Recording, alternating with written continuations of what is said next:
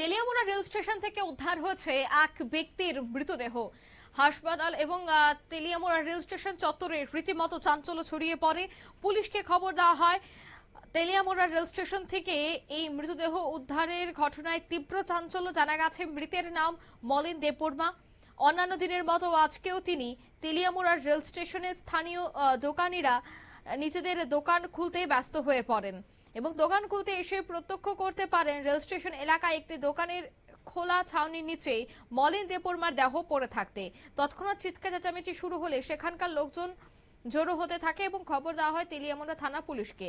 খবর পেয়ে তেলিয়ামুড়া থানার পুলিশ ঘটনাস্থলে ছুটে আসে এবং মৃতদেহটি উদ্ধার করে নিয়ে যায় মহকুমা হাসপাতালে।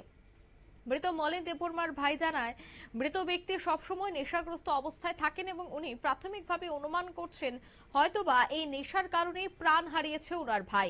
এ বিষয়ে কি বলছেন সংশ্লিষ্টরা শোনাবো। ওই খবর শুনছি মরছে। কে মারা গেছে? কেমনে মারা গেছে আমি কেমনে বলছি? কে মারা গেছে? মলেন দেববর্মা। আপনার কি হয়? আমার ছোট ভাই।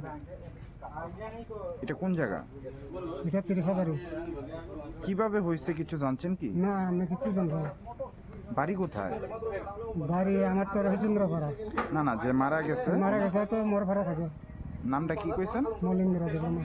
কি আপনারা শুনলেন, অর্থাৎ এখনো পর্যন্ত কিন্তু মৃত্যুর কারণ তারাও জানতে পারছেন না। অন্যদিকে ময়নাতদন্তে না হলেও এই বিষয়টা স্পষ্টভাবে জানা যাচ্ছে না। তবে বর্তমানে মৃতদেহটি তেলিয়ামুড়া মহকুমা হাসপাতালে রয়েছে বলে সূত্রের খবর এবং সেখানেই হবে মৃতদেহটির ময়না তদন্ত।